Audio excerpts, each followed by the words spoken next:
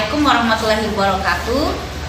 Yang saya hormati fasilitator saya Ibu Ena Saina MPD dan pengajar praktik saya Bapak Supri SPD SD. Pada hari ini saya akan melaksanakan coaching praobservasi. Yang akan saya supervisi adalah rekan sejawat saya Ibu Desi Noprianti SPD. Ibu Desi, ya, Bu. apa kabar hari ini sore Desi? Terima kasih ya atas dukungannya sehingga Bu Desi bersedia untuk dilakukan observasi dan diberikan pengimbasan ya tentang pembelajaran di preferensi dan kompetensi sosial emosional. Tujuan bicara kita hari ini sebelumnya sudah kita rencanakan bahwa kita akan melakukan observasi di kelas dan hari ini adalah pembicaraan pra-observasi yang jadi tujuan kita adalah menanyakan ya kesiapan Ibu Desi untuk di supervisi besok, kesiapan apa saja yang sudah Ibu persiapkan ya untuk diobservasi. Oke, ada beberapa hal sih, mulai dari pelengkap seperti RBP, kemudian kemudian ada juga video pembelajaran, kemudian juga ada beberapa materi yang sudah saya buat ke dalam PPT, seperti itu. Nanti akan di-share ke siswanya dan video pembelajaran nanti akan kita pakai bersama sebagai stimulusnya. Ya, seperti itu. Apa yang Ibu Desi ceritakan bahwa Ibu Desi ini sudah siap betul ya untuk diobservasi di kelas, sudah tadi menyiapkan media pembelajarannya ya. Tentu saja karena kita ini adalah ingin mengamati tentang pembelajaran berdiferensiasi, Ibu Desi juga sudah menyiapkan berbagai materi yang bisa diakses oleh siswa sesuai dengan minat ya, minat kesukaannya, apa yang suka video, apa yang suka gambar gitu ya.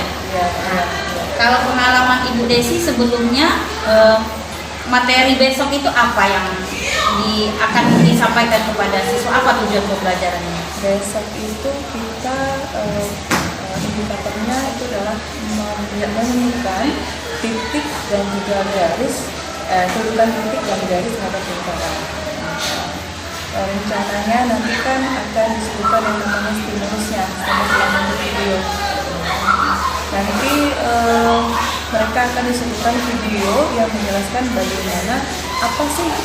bagaimana sih tentang titik itu terhadap lingkaran, bagaimana di dalam kehidupan nyata kita terapkan. Seperti itu.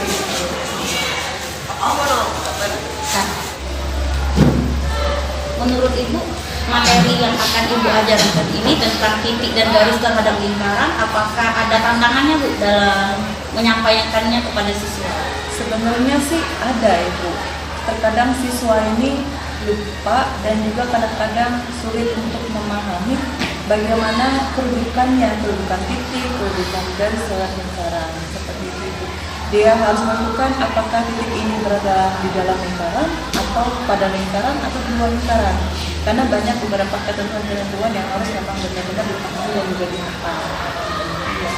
Jadi itu ya kesulitan materi ini, siswa sulit ya, murid sulit menentukan kedudukan titik dan garis. Iya benar.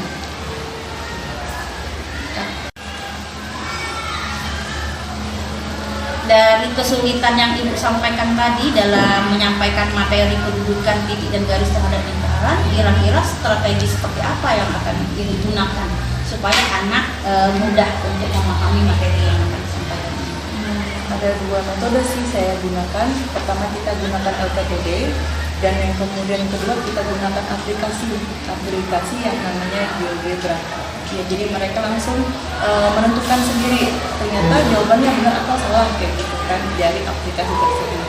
Jadi pertama mereka mengisi LPTD dengan cara mereka sendiri, kemudian baru dibuktikan dengan aplikasi yang namanya GeoGebra.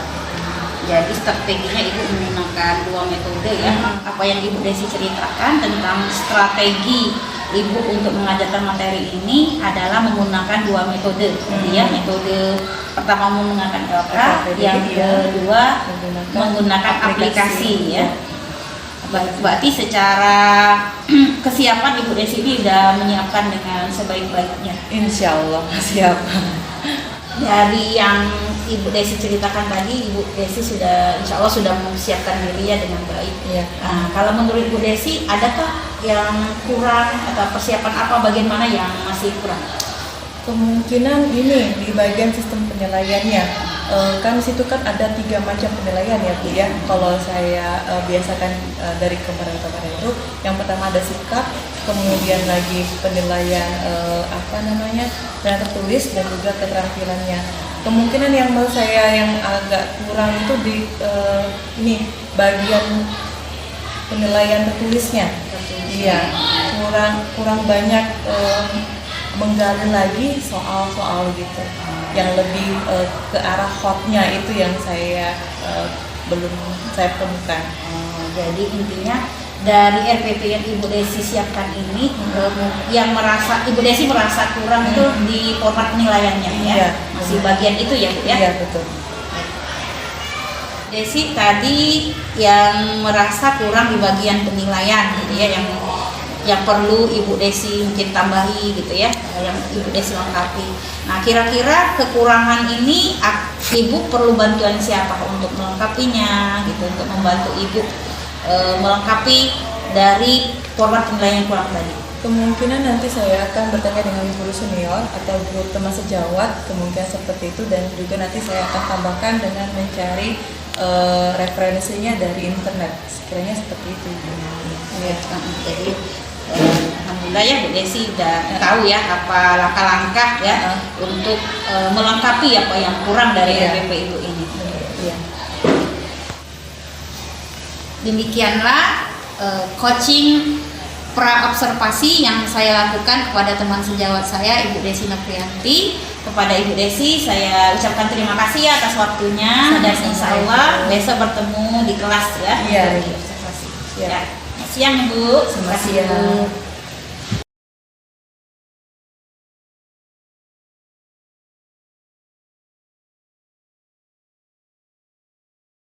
Warahmatullahi wabarakatuh.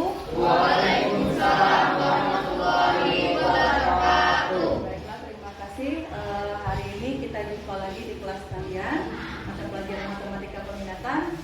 Oke, sebelum kita melanjutkan apa yang ingin Ibu katakan, Ibu akan mengecek kehadiran kalian. Hari ini siapa yang tidak hadir? Siti? Oke, keterangannya apa? Sakit dua-duanya. Terima kasih. Semoga kedua teman-teman itu sehat ya, dan bisa sekolah besoknya. Oke, baiklah. Pembelajaran yang akan kita laksanakan hari ini yaitu mengenai tentang kedudukan titik dan juga garis lingkaran. Adapun tujuan pembelajarannya adalah peserta didik mampu menentukan kedudukan titik dan juga garis terhadap lingkaran dengan teliti, jujur, dan juga terampil. Nah, ada beberapa kegiatan yang akan kita lakukan. Selain nanti kita akan melaksanakan yang namanya kegiatan kerja kelompok seperti yang sudah kalian bentuk kelompok seperti saat ini, dan nantinya kita akan melakukan yang namanya menyelesaikan dalam bentuk LKPD. Dan untuk itu, sebelum kita masuk ke materi, Ibu akan memberikan yang namanya simulasi. Tapi sebelum itu kita akan melakukan ice breaking dulu dari kita semuanya. Oke, silakan berdiri. Dulu. Tepuk 1. Tepuk 2. Oke. Tepuk 3. Semangat. Tepuk 4. Konsentrasi. Tepuk 5. Siap bekerja. Tepuk fokus. Melihat. Mendengar.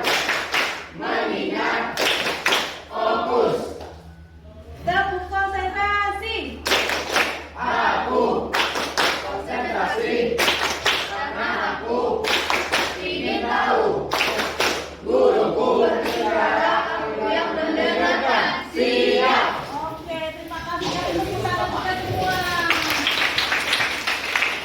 Oke, terima kasih ya atas kerjasama kalian. Nah, untuk ini Ibu kita akan masuk ke materi kita. Sebentar. Materinya mana ya?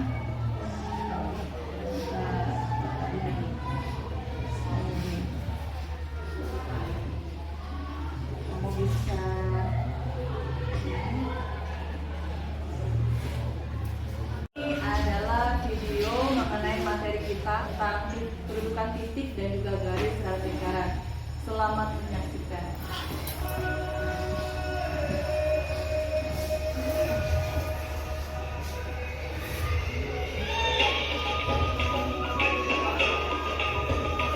Untuk mengantisipasi erupsi atau mengetahui apakah warga berada di daerah rawan atau tidak, ada peta kawasan rawan bencana Gunung Semeru yang digunakan sebagai acuan.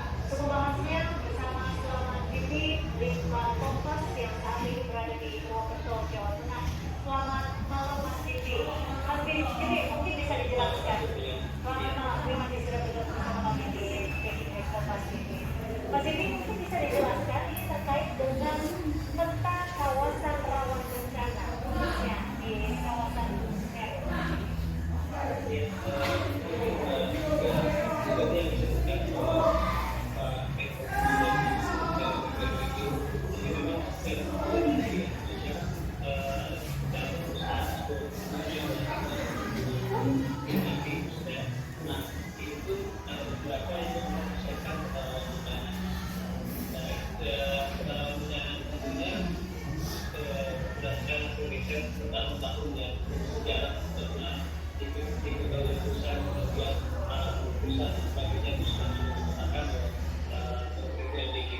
Jadi tadi itu seperti yang kita itu juga sudah ada di website-nya, nah,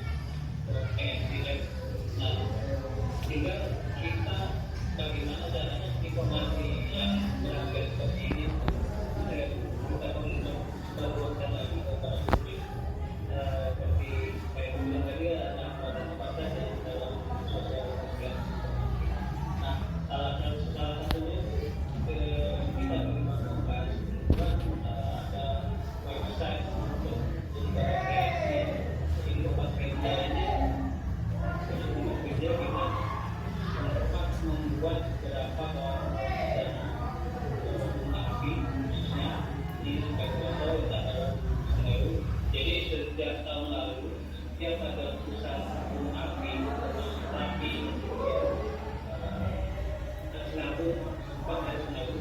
nah itu kita mau rencana ini kita buat jadi sebenarnya pusat api dari PPBG ini yang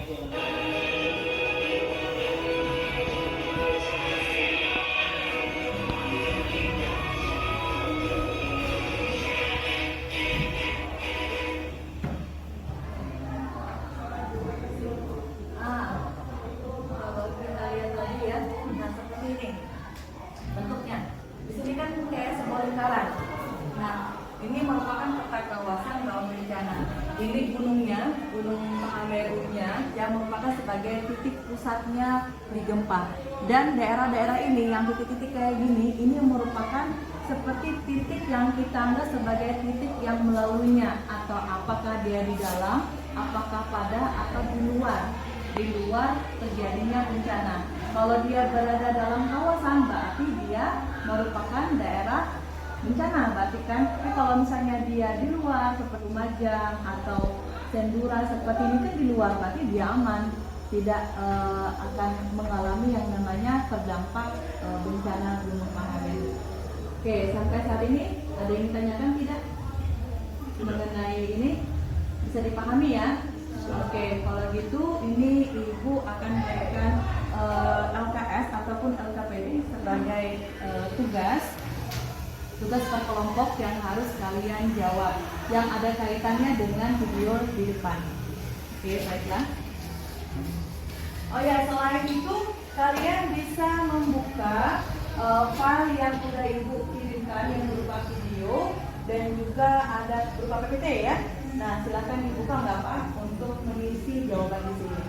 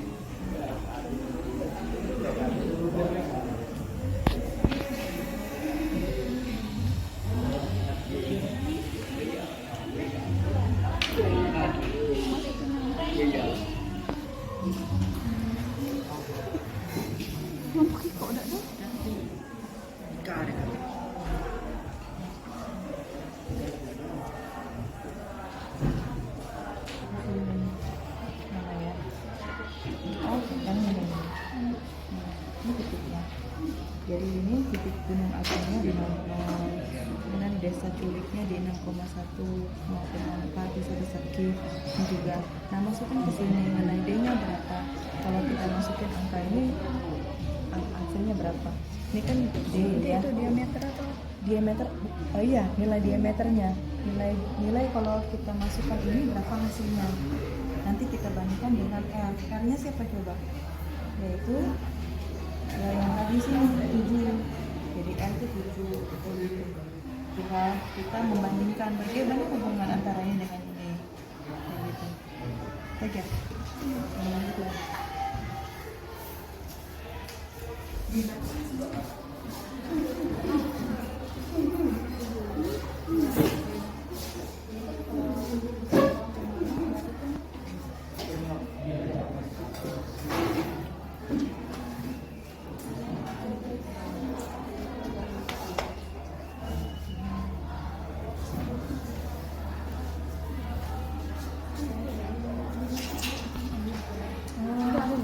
Ya, itu kita ini banget. Satu kan berarti di semua pada titik 0,0. Nah, bersama garis. Maksudnya di sini bukan ini kan kalau ini kan titik ya. Kalau titiknya itu untuk yang bagian misalnya salah jepret. Iya, di sini harusnya. Ini mana nih? Salah jepret ada semacamnya. Oh. Jadi ini ngisi ke sini dulu. Jadi yang kayak kita kemarin jadi ini udah screenan. iya, atau di screenan. Ini kan bertitik ya. Kalau di screenan di garis. Iya, di sini untuk nilai ini. Nih, seperti ini. Oh, titik. Kalau R-nya jari-jari kan? Iya, R-nya jadi Mencari hubungan. hubungannya. Nah, 6,1 itu kalau dalam persamaan lingkaran yang di 0,0 kan dengan X kuadrat tambah Y kuadrat sama dengan K9 kan? Nah, masukkan. Kira-kira bagaimana hubungannya? Apakah dia lebih dari kurang dari? Oke, nomor satu ya, D ya, hasil ini. R-nya 49, berarti 37 kurang dari 49. Inilah, ini hubungannya 37 kurang dari 49. Kalau hubungannya itu berarti apa? Di dalam, di luar, pada di dalam radius, kan? Itulah gua agak bingung di pangkat. Berarti dia di dalam. Iya, di dalam. Ini nggak tahu. R kuadrat.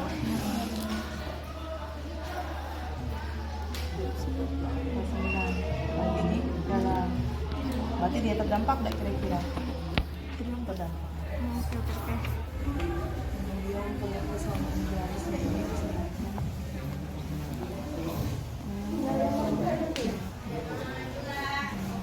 nah, yang ini bisa ngambil dari ini, masuk ke sini. Ini masuk ke sini. Bisa kan? Dari R maka support dari R-nya. Kalau lebih dari berarti apa lebih dari? Di luar berarti berarti desa PB ya? desa terserah lah. Siapa dah nih? Kegiatan kok. Kegiatan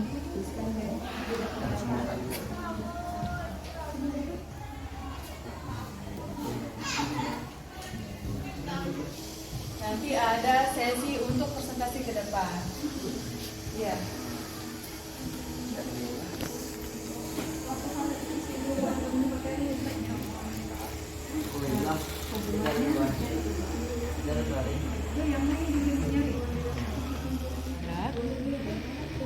Ditambah dengan Y-nya siapa Y-nya?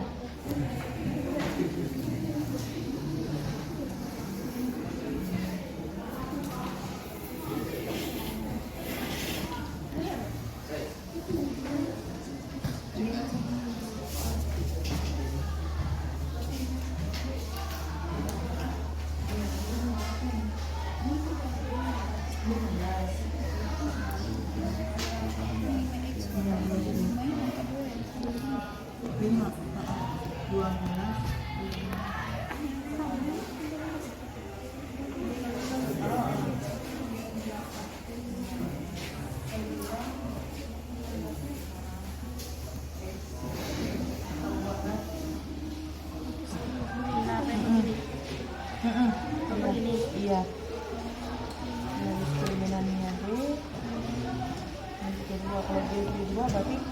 sorry ya, tidak memotong dan juga tidak menyinggung. Kalau yang ini sama aja ya. Iya, ini kan Y sama dengan 2, berarti 4. Berarti 4 sama dengan 4, berarti X kuadrat sama dengan 0 kan? Iya, kalau X kuadrat sama dengan 0 berarti apa itu? X kuadrat sama dengan 0, berarti A-nya cuma 1 kan? Berarti iya. Ini carikan, tuliskan persamaan yang memudahkan jangkauan maksimum dan erupsi gunung agung. Pusat lingkarannya apa? Pusat lingkaran 0,0, tuliskan, berarti tuliskan di sini aja. Di atas ini pusat lingkaran, pusat gunung agung maksudnya 0,0. Oke. Kemudian jari-jarinya berapa tadi? 7.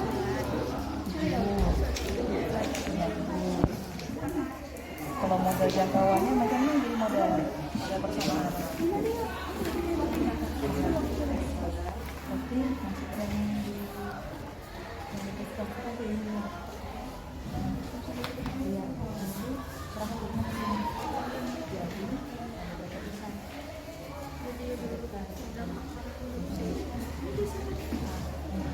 awalnya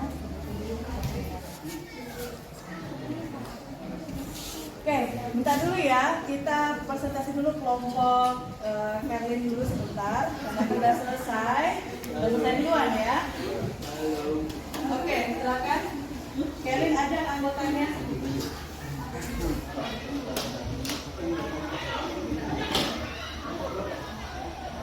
Assalamualaikum warahmatullahi wabarakatuh. Kami dari kelompok 1 ingin mempresentasikan LDKS kelompok kami. Oke, jadi soalnya deteksi dampak erupsi Gunung Agung pada tahun 2019 mengalami erupsi kembali, di mana dampak dari erupsi tersebut dirasakan beberapa desa yang berada di Gunung Agung. Dari 5 desa yang terdampak, terdapat 3 desa di Kabupaten Karangasem yang terkena dampak banjir parah. Disajikan letak kelima desa tersebut pada koordinat kartesius dan menganggap Gunung Agung berada pada titik 0,0 dan memiliki radius bayar 10 km. Tentukan ke desa titik pada titik 6,1, desa Bonsaki 0,4, desa Amet 8,1, Mucan 3,7 dan desa Udang 4,5. Dari kepala desa tersebut, 3 desa berada di dalam radius bahaya erupsi dan terkena dampak pada erupsi Gunung Agung adalah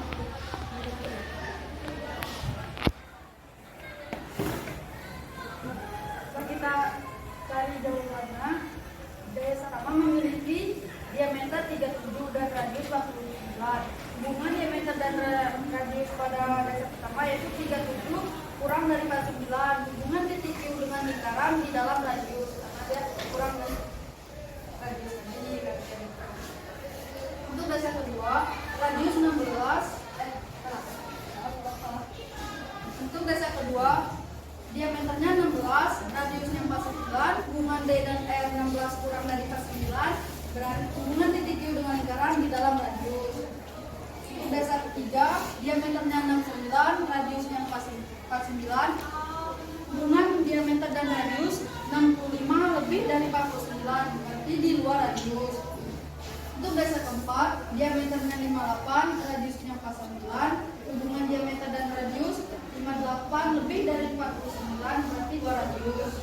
Untuk desa 5, diameter 41, radiusnya 49, hubungan diameter dan radius 41 dari 49 di dalam radius. Jadi ada 3 desa yang terdampak pada erupsi Gunung Agung. Jadi ada 3 desa yang terdampak pada erupsi Gunung Agung, yaitu Desa Gulik, Desa Besakik, dan Desa Rendang. Terima kasih ya untuk kelompok 1. Silakan kasih tepuk tangannya.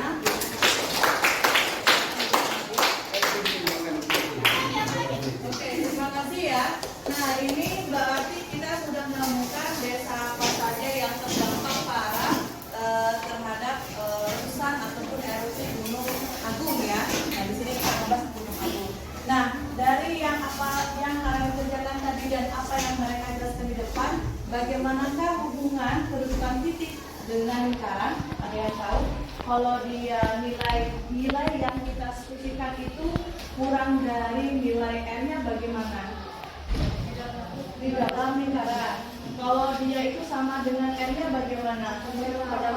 Pada lingkaran. Kalau dia lebih dari lingkaran. Oke, baiklah. Kemudian lagi, nah itu tugas kita, dan ada tugas yang harus kalian laksanakan nanti ya di rumah saja. Ibu minta kamu buat kesimpulan, bisa kamu buat pada kertas HPS ataupun bisa buat menggunakan Canva atau menggunakan PowerPoint, silakan, nggak masalah. Atau misalnya yang lebih oke lagi, silakan bentuk video, nggak apa-apa. Bagi yang suka bikin video cekrek sana cekrek sini boleh. Ya, itu untuk tugas kalian membuat ataupun menyimpulkan dari apa yang kita pelajari hari ini. Bisa dipahami? Bisa. Oke, baiklah kalau begitu. Dan kalau begitu Ibu akhiri untuk pembelajaran kita hari ini, dan jangan lupa di pertemuan berikutnya kita akan membahas mengenai kedudukan lingkaran terhadap lingkaran. Oke, selamat semangat belajar. Ibu akhiri. Wassalamualaikum warahmatullahi wabarakatuh. Waalaikumsalam warahmatullahi wabarakatuh.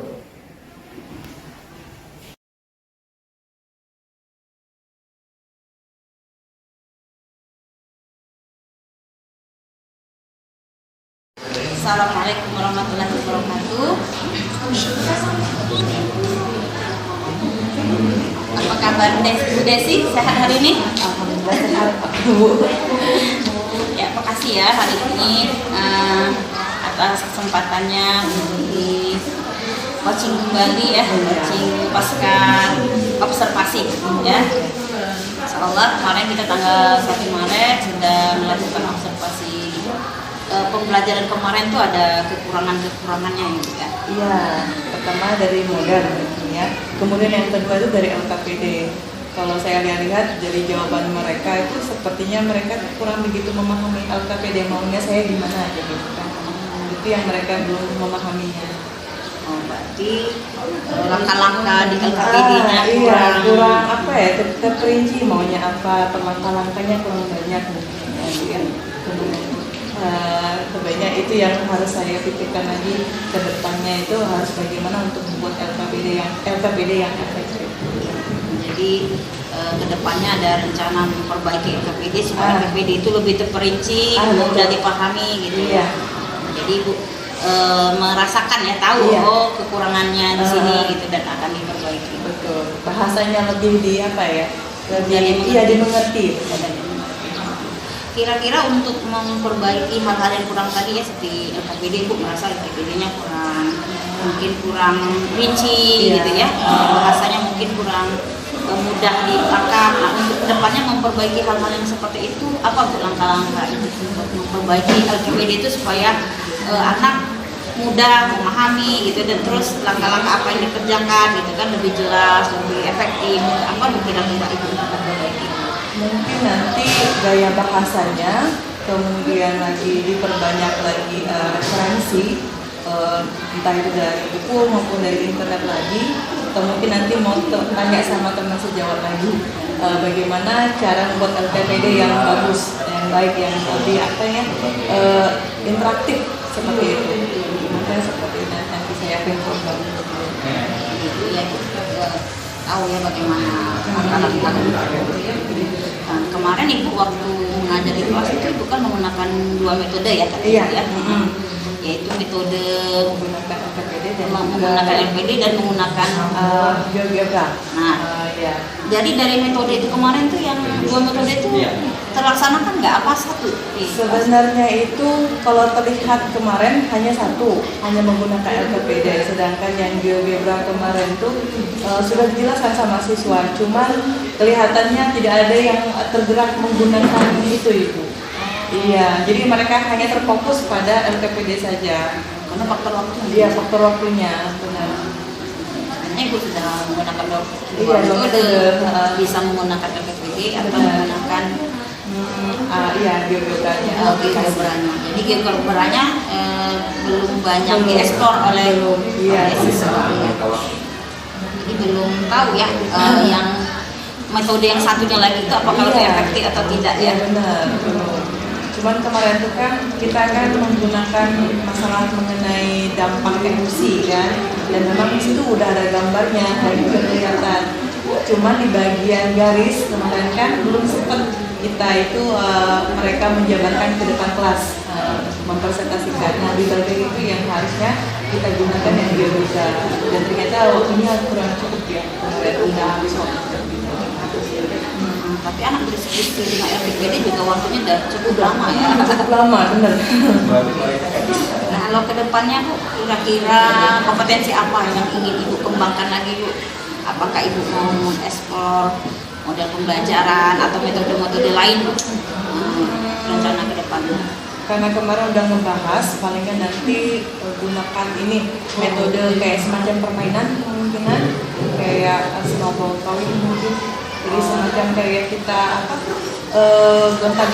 gonta-ganti yang menjawab soal, saling lempar soal, tetapi nanti yang menjawabnya kelompok yang lain.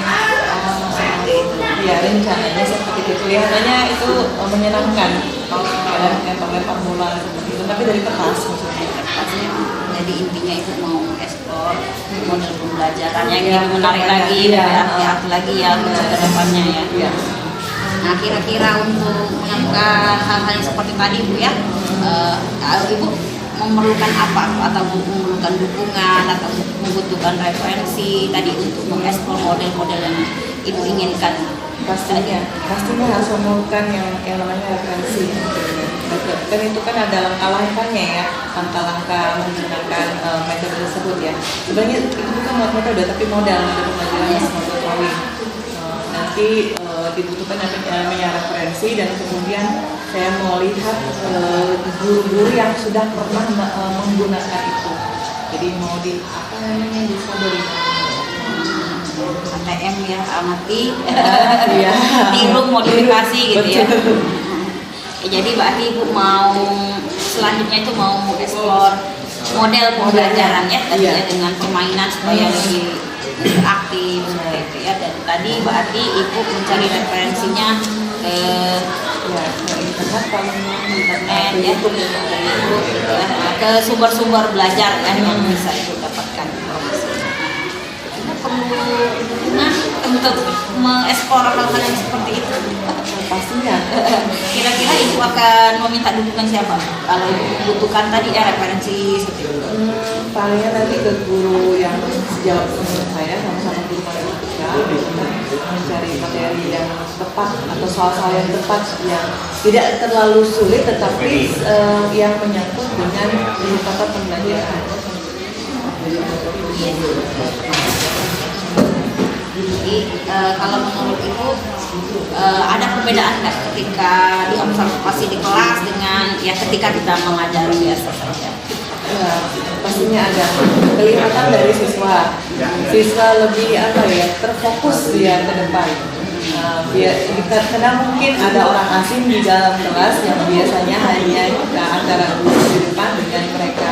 Kalau ini kan ada yang memantau, terus Ibu juga memakai SPP gitu ya. Ya, menampilkan video gitu. Oh iya, kemarin menampilkan video. Kalau menampilkan video saya sudah sering di kelas ini sebelumnya sudah sering. Cuma untuk kemarin itu ada video, ada PPT-nya juga, jadi banyak yang dikasih ke siswa. Jadi ada double-doublenya gitu kan. Biasanya cuma satu aja, model-model apa itu video aja. Kalau yang sama PPT yang mana gitu. Jadi cuma satu-satu. Kalau kemarin tuh semuanya saya kasih. Mulai dari video, kemudian PPT-nya juga, PPT-nya juga saya kasih. Iya, karena kita kan mengamati pembelajaran berdiferensiasi ya, kita mengakomodir kesukaan murid, gitu, minatnya yang suka nonton video, kita diberi kesempatan untuk mengakses video, gitu, yang suka gambar kita beri PPT. Gitu. Itu memang maksud tujuan dari observasi kita ya, pengimbasan dari pembelajaran berdiferensiasi ya. Nantinya Ibu Desi sudah paham lah ya, bahwa berdiferensiasi itu kita berusaha mengakomodir kebutuhan murid, kesukaan murid seperti itu. Jadi kalau kita simpulkan dari pembicaraan kita hari ini bahwa Ibu Desi menyadari bahwa kemarin ada kekurangan-kekurangan, kendala-kendala gitu ya. Ada metode yang belum tersampaikan gitu ya. Tapi tujuan pembelajarannya sudah tersampaikan ya. Terus juga kedepannya Ibu mau mengembangkan model pembelajaran tadi ya, dan Ibu juga tahu bahwa apa yang Ibu butuhkan untuk mengembangkan tersebut. Ibu mau meminta bantuan teman sejawat itu untuk sharing ya, berkolaborasi ya. Jadi itu yang dapat saya simpulkan dari pembicaraan kita pada hari ini ya. Jadi ke depannya Ibu mau mengembangkan lagi model-model pembelajaran, terus minta bantuan sumber referensi dari teman-teman sejawat ya. Mungkin itu saja ya Bu ya, pembicaraan kita pada hari ini. Terima kasih ya Bu atas perhatian.